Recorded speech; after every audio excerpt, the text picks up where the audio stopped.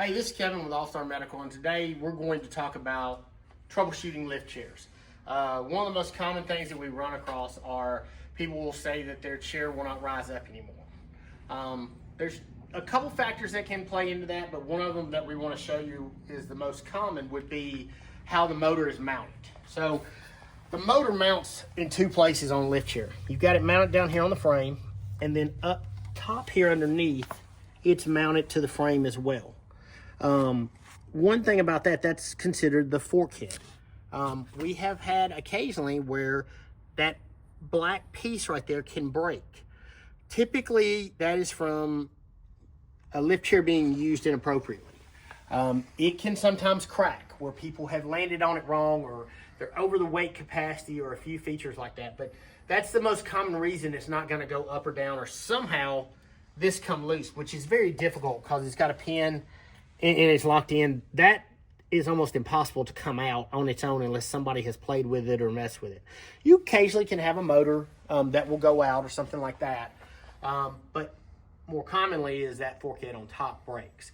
Some of the other things that we want to touch base on to look for are just common things when it comes to your lift chair. We have your transformer box here, okay?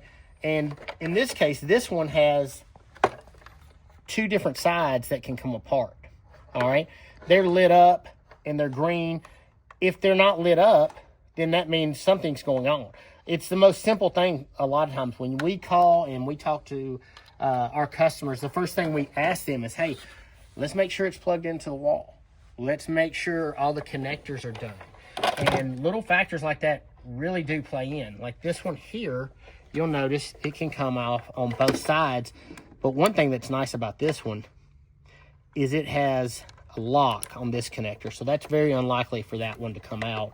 But this can happen. And this can happen when you're, doing, moving something around the house, you're vacuuming or something common like that. That could easily come out. So always check those first, and then keep in mind what we spoke here. And then on this chair, we want to show you on the front. Another common way for a fork head to break is in this position. People will put their weight, or they'll sit down, or a lot of times they have children that are not sitting on this front edge. These chairs have a 375 pound, or 315 in this case, weight capacity, but it's made to be in the seat box.